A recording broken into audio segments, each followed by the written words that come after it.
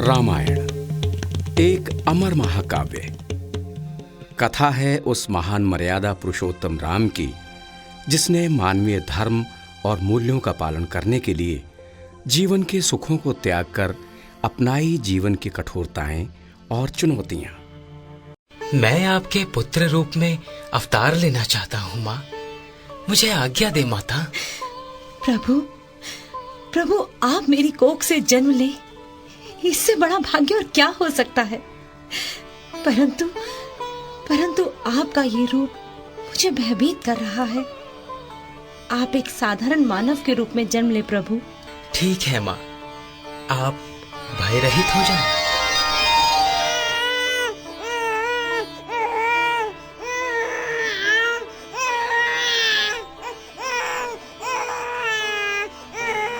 यहाँ महारानी कौशल्या पुत्र को जन्म देती हैं, तो उधर रानी सुमित्रा के 2 पुत्र और रानी कैकेयी का 1 पुत्र होता है।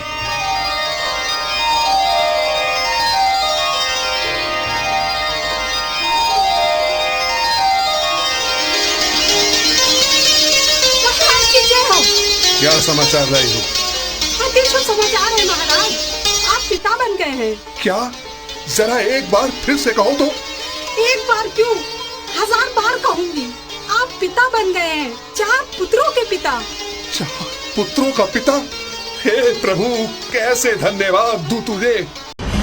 पूरे राजमहल में खुशियां गूंजने लगी। समय के साथ चारों राजकुमार बड़े होने लगे। सभी अपने पिता की ही भांति पराक्रमी, गुणवान और तेजस्वी थे।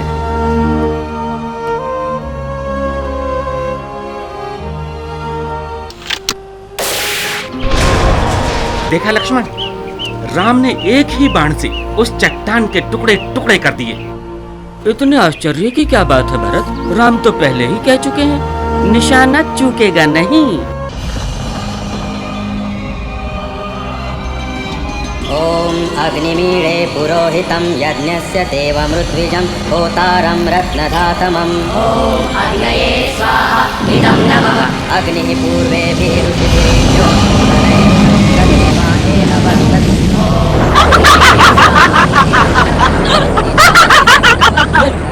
वो देखो राम, ताड़ का राक्षसी आ रही है।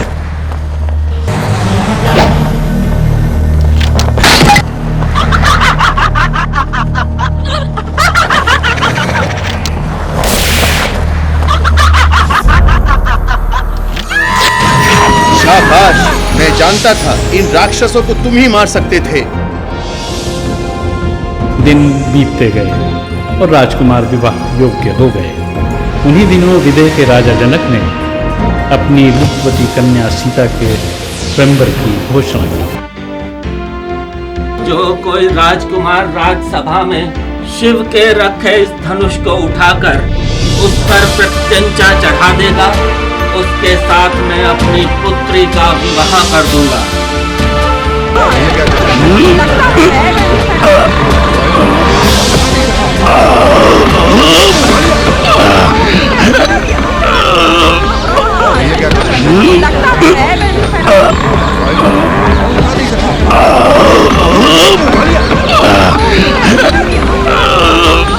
क्या मैं धरती को वीरों से रहित समझूं और अपनी पुत्री को जीवन भर अविवाहिता रखूं? श्री राम अयोध्या के राजकुमार।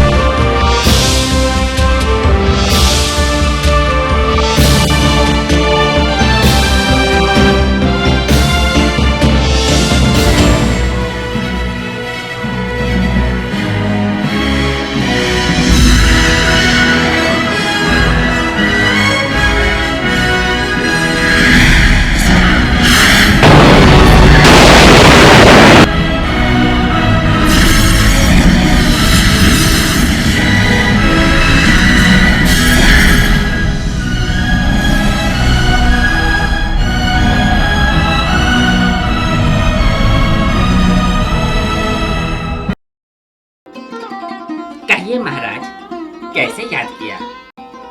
आप तो जानते हैं सभी दिन एक समान नहीं रहते। अब हम बूढ़े हो चले हैं राजगुरु। राजपाट का कार्य अब हम अपने ज्येष्ठ पुत्र राम को सौंप देना चाहते हैं। अति उत्तम विचार हैं आपके। राम को ही आपका उत्तराधिकारी बनना चाहिए। तो आप हमारे विचारों से सहमत हैं? तो राम के राज तिलक की तैयारी शुरू कर दी जाए। हमारे इस निर्णय से किसी के साथ अन्याय तो नहीं होगा? आप ऐसा क्यों सोच रहे हैं महाराज? राम तो सभी के प्रिय हैं। तो राज तिलक की तिथि और शुभ घड़ी आप ही तय करें। जो आज्ञा महाराज। मैंने सुना है कि महाराज ने राजगद्दी राम को सौंपने का निर्णय कर लिया है। हाँ, वो अब बूढ़े हो गए हैं। यह निर्णय तो उन्हें लेना ही था। मैं भी देखती हूँ कि राम का राज तिलक कैसे होता है।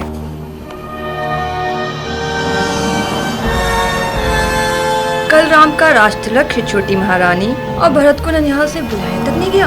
तो क्या हुआ? हुआ ही कुछ नहीं। अरे कौशल्या का बेटा राज करेगा और तुम माँ बेटों को उसके अधीन रहना पड़ेगा। कहती तो तू ठीक है, मगर अब हो भी क्या सकता है?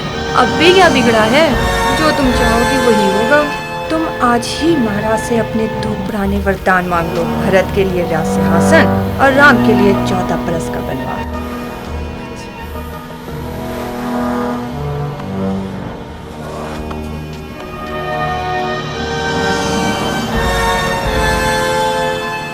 ये क्या रानी, तुम गोप भवन में खुशी के इस अवसर पर कहो कहो तुम्हें क्या चाहिए? मुझे आपके खजाने से कुछ नहीं चाहिए। तो क्या चाहिए? मुझे चाहिए अपने 2 वरदान, आपके 2 वचन जो मैंने कहा था कि समय आने पर मांग लूंगी। याद है कि भूल गए? नहीं नहीं प्रिय, भूलूंगा कैसे। मुझे आज भी याद है, दानवों के साथ युद्ध में तुमने मेरी प्राण रक्षा की थी। मैंने तो पहले भी कई बार तुम्हें वर मांगने के लिए कहा है। तो महाराज सुनिए, मेरा पहला वर है राम के स्थान पर मेरे बेटे भरत का राज तिलक। क्या कह रही हो कि कहीं?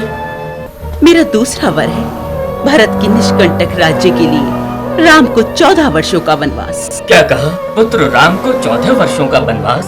लेकिन क्यों? उसका दोष क्या है? मैं किसी बहस में पड़ना नहीं चाहती। आपने ही खुश होकर वर्षों पहले मुझे 2 वचन दिए थे। के कुल परंपरा और योग्यता के आधार पर राम ही राजा बनने योग्य है। राम के राज तिलक की तैयारियां पूरी हो चुकी हैं। फिर भी मैं राम के स्थान पर भरत को राज मुकुट पहनाने को तैयार हूँ। मुझे अपने पुत्र राम पर विश्वास है, वो इस बात का बुरा नहीं मानेगा। लेकिन राम को 14 वर्षों का वनवास, इस बात का कोई औचित्य मेरी समझ में नहीं आ रहा। बात मात्र उन 2 वचनों की है जो मैंने मांगे और आपको पूरा करने हैं। इसमें औचित्य की बात ही क्या है? मैं चाहती हूँ कि अगर मेरा भरत राजा बने तो राम की योग्यता, उसकी लोकप्रियता, उसका अधिकार भरत के राज्य के आड़े न आए। बस इसलिए राम को 14 वर्षों के लिए वनवास में रहना होगा। कहते तुम क्या कह रही हो? सजीवन साज समाज सब बनिता बंधु समेत, बंदी विप्र गुरु चरण प्रभु, चले करी सब ही अचेत।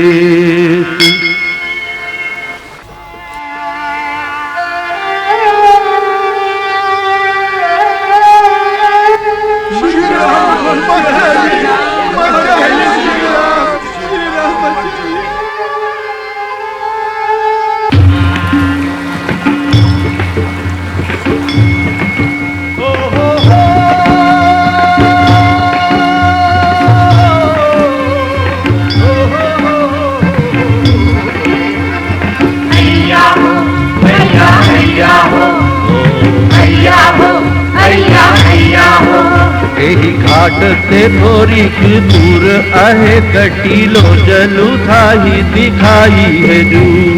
हैया हो पर से पग धूरी तरे तरनी घरनी घर क्यों समझाई है जू। हैया हो तुलसी अब लंबू नय और कछु लरिका के ही भांति जी आई है जू। हैया हो बरु मारी ये मोही बिना पग धोए हो नाथ ननाव चढ़ाई है जू। हैया हो